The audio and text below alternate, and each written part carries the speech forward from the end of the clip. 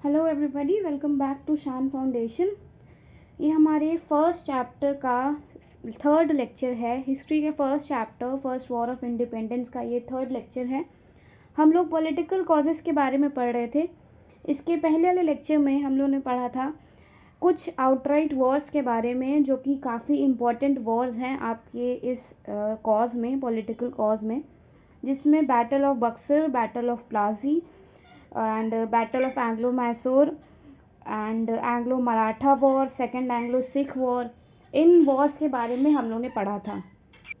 अब हम लोग पढ़ने वाले हैं नेक्स्ट पॉलिटिकल कॉज के बारे में, जिसका नाम है सब्सिडरी अलायंस। ठीक है, जिसका नाम है सब्सिडरी अलायंस। तो सब्सिडरी अलायंस की बात करें, it was introduced by Lord Wellesley. ठीक है, लॉर्ड वेलेस्ली ने सब्सिडरी अलायंस को इंट्रोड्यूस किया था। British person, British army man भी आप लोग इनको कह सकते हो। ठीक है, तो क्या होता है, सब्सिडरी अलायंस जब उन्होंने इंट्रोड्यूस किया तो काफ़ी लोगों को ये अलायंस पसंद नहीं आ रही थी। ठीक है, ये अलायंस काफ़ी लोगों को पसंद नहीं आ रही थी, खासकर जो रूलर थे, जो एम्परर्स थे उस टाइम पे, उनको।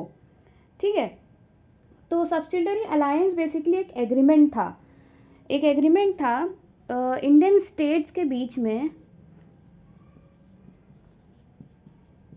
इंडियन प्रिंसली स्टेट्स के बीच में। What does Indian princely states mean? जिस स्टेट को कोई प्रिंस या कोई एम्परर जो है वो हैंडल कर रहा हो। ठीक है, और EIC यानी ईस्ट इंडिया कंपनी के बीच में था।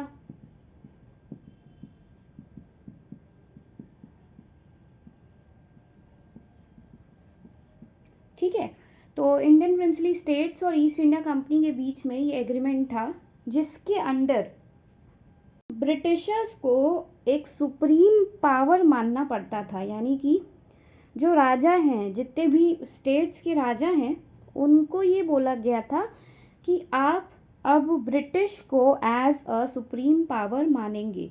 ठीक है, ब्रिटिशर्स को अब आप एक सुप्रीम पावर मानेंगे।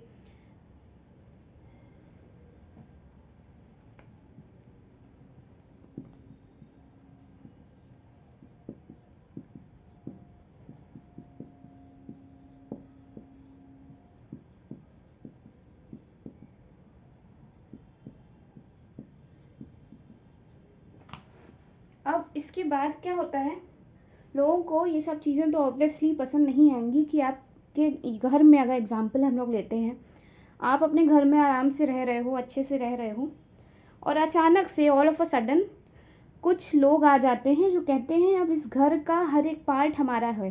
ठीक है, अब इस घर का हर एक पार्ट पे हम रूल करेंगे, उसको हम यूज़ करेंगे। अगर आप लोग टीवी भी देख रहे हो तो आपको हमसे पूछ के अब टीवी देखना पड़ेगा।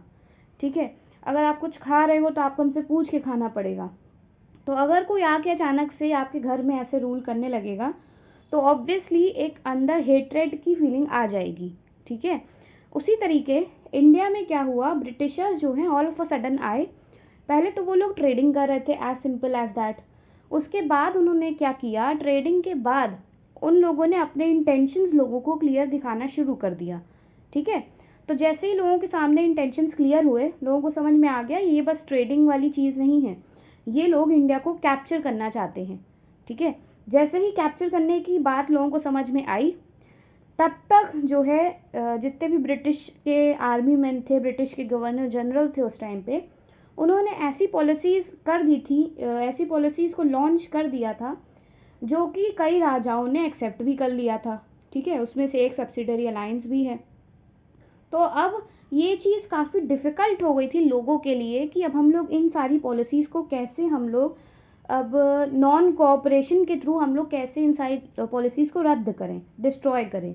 ठीक है, तो अब क्या होता है, जब इन लोगों ने एक चीज़ हम लोग मतलब राजाओं के सर पे बोल दी कि आपको एक्सेप्ट करना पड़ेगा ब्रिटिशर्स को एज अ सुप्रीम पावर। इन लोगों ने क्या किया, राजाओं को बोल दिया अब कि आपको हम लोगों को as a supreme power accept करना पड़ेगा। बट कुछ राजा जो हैं वो बिना एग्रीमेंट पूरा पढ़े, बिना बात को पूरी समझे वो सब्सिडरी अलायंस को एक्सेप्ट कर लिए, और कुछ राजा जो हैं वो सब्सिडरी अलायंस को एक्सेप्ट नहीं किए। ठीक है, तो अब इसके अंदर और क्या पॉइंट्स आते हैं, और ये पॉइंट्स आते हैं कि इंडियंस को अब अपने फॉरेन रिलेशंस को भी सरेंडर करना पड़ेगा। ठीक है, they have to surrender their foreign relations.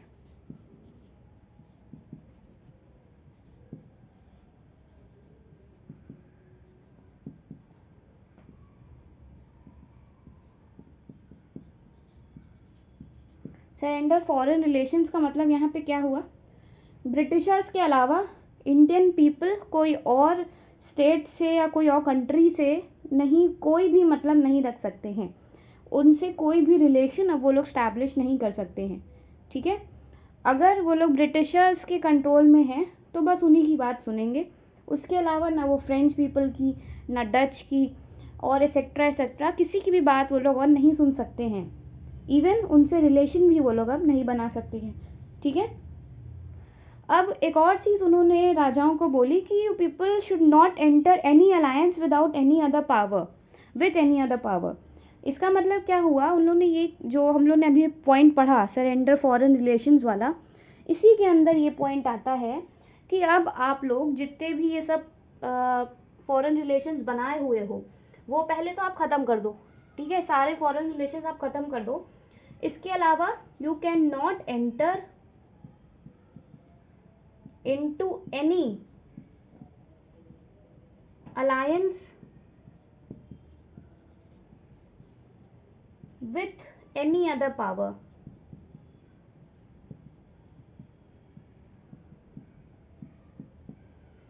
अब यहाँ पे एनी अदर पावर का मतलब ये है कि ना तो आप फॉरेन लोगों में कनेक्ट कर सकते हो, ठीक है, also with in the country भी आप किसी और पावर से रिलेशन नहीं बना सकते हो, ना उस अलायंस में आप आ सकते हो। ठीक है, विद इन द कंट्री भी आप उस अलायंस में अब नहीं आ सकते हो। Getting it. कुछ और पॉइंट्स जो उन्होंने रखे थे, जैसे कि अब उन लोग को ब्रिटिश रेसिडेंट को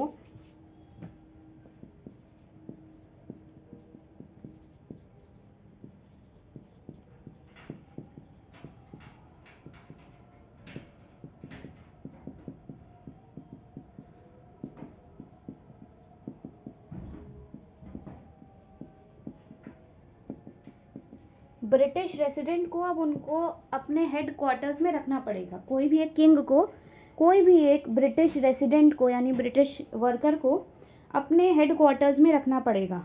ठीक है, तो ब्रिटिश रेसिडेंट को उनको अपने हेड क्वार्टर्स में रखना पड़ता था, यानी कोई भी एक ब्रिटिश पर्सन को, आर्मी मैन को, उनको अपने हेड क्वार्टर्स में रखना पड़ता था। ठीक है, और ये कंपलसरी था, जो जो सब्सिडरी अलायंस को एक्सेप्ट किए थे उन सब के लिए ये चीज़ कंपलसरी थी। नेक्स्ट पॉइंट जो हम लोग देखेंगे वो है not to appoint any European in their service. इसका मतलब वही हो गया जो हम लोगों ने सबसे पहला वाला पॉइंट पढ़ा था कि सरेंडर इट्स फॉरेन रिलेशनशिप वाला, कि कोई भी एम्परर या किंग जो भी सब्सिडरी अलायंस को एक्सेप्ट किया है वो लोग अब फॉरेन रिलेशंस नहीं रख सकते हैं। ठीक है, अब फॉरेन रिलेशंस नहीं रख सकते हैं, उसके अलावा उन लोग अब किसी भी यूरोपियन को अपनी सर्विस में भी अपॉइंट नहीं कर सकते हैं। ठीक है, अपनी सर्विस में भी अपॉइंट नहीं कर सकते, जैसे आर्मी में ऐड कर लें या सर्वेंट के फॉर्म में अपने पास रख लें, तो ये सब भी अलाउड नहीं था। उसके बाद सब्सिडरी अलायंस में उन लोग को एग्री करना पड़ता था इस चीज़ पे कि जो ब्रिटिश ट्रूप्स रहेंगे, जो ब्रिटिश आर्मी रहेगी, उसका मेंटेनेंस का सारा पैसा इंडियंस देंगे। ठीक है, उसकी मेंटेनेंस का सारा पैसा इंडियंस देंगे, बी इट देयर खाने पीने से लेके पूरा उनकी वेजेस और उनका ख्याल रखना, उनकी केयर करना, एवरीथिंग जो भी चीज़ें होंगी वो इंडियंस देंगे। ठीक है, agree to maintain British troops at their own cost. ठीक है, अब सब्सिडरी अलायंस को अगर आपको ये वाला पॉइंट लिखना है और अच्छे से, तो आप इसको ऐसे लिख सकते हो कि सब्सिडरी अलायंस में इंडियन किंग्स को या इंडियंस को ब्रिटिशर के लिए या ब्रिटिश ट्रूप्स के लिए सब्सिडी प्रोवाइड करनी पड़ती थी, ठीक है, सब्सिडी प्रोवाइड करनी पड़ती थी, ठीक है। अब उसके बाद क्या होता है, सब्सिडरी अलायंस का तो हम लोगों ने बैकग्राउंड समझ लिया है, ठीक है। सब्सिडरी अलायंस में हम लोग को ये देखना है अब कि कौन कौन से मेजर एरियाज़ को उन लोगों ने सब्सिडरी अलायंस के थ्रू अपने अंडर लिया था, अपने कंट्रोल में लिया था, ठीक है। तो इस सब्सिडरी अलायंस में जो मेन अफेक्टेड एरिया थे वो था अवध, ठीक है। अवध जो था काफ़ी अफेक्टेड एरिया था, जिसमें नवाब ऑफ अवध जो हैं,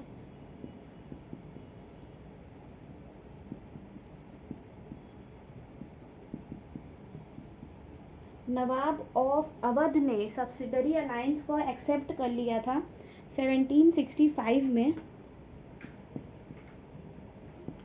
1765 में नवाब ऑफ अवध ने सब्सिडरी अलायंस को एक्सेप्ट कर लिया था।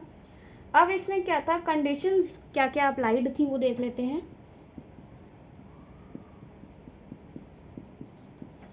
कंडीशंस कुछ ये अप्लाइड थी कि ब्रिटिश कंपनी को एक राइट मिल गया था अवध की बाउंड्रीज पे खड़े रहने का, अवध को कंट्रोल करने का, ठीक है। दे हैड राइट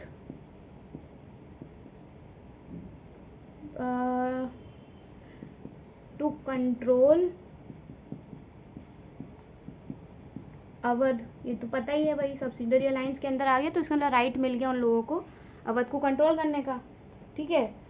अब इसके बाद क्या होता है, नवाब ऑफ अवध को क्या करना पड़ा था, वो काफ़ी ज़्यादा मजबूर एक तरीके से हो गए थे सब्सिडरी अलायंस में। जब वो आ गए थे तो मजबूर हो गए थे, तो उनको क्या करना पड़ा था, एक्सपेंसेस जो हैं पे करने पड़े थे।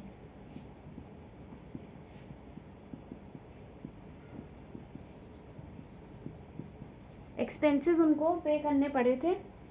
अब किस लिए पे करने पड़े थे, हम लोग ने इसके पहले देखा ही, अभी डिस्कस किया ना, आर्मी के लिए, ठीक है। आर्मी के लिए उनको एक्सपेंसेस काफ़ी ज़्यादा पे करने पड़े थे। तो ये हम लोग ने बात कर ली नवाब ऑफ अवध के बारे में, ठीक है। अब हम लोग कुछ और रीजन के बारे में भी देख लेते हैं, कौन कौन से और एक्स्ट्रा रीजन्स में सब्सिडरी अलायंस को लगाया गया था और लोगों ने एक्सेप्ट कर लिया था सब्सिडरी अलायंस को। तो उसमें अदर स्टेट्स जो थी,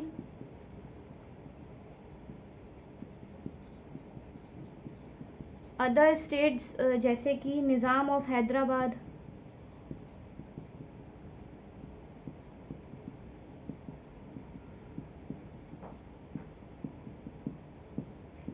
निज़ाम ऑफ हैदराबाद हो गया, और उसके बाद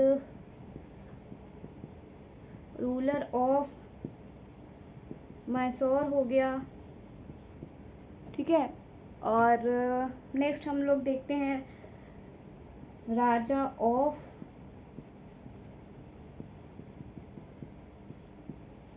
तंजौर हो गया, ठीक है। उसके अलावा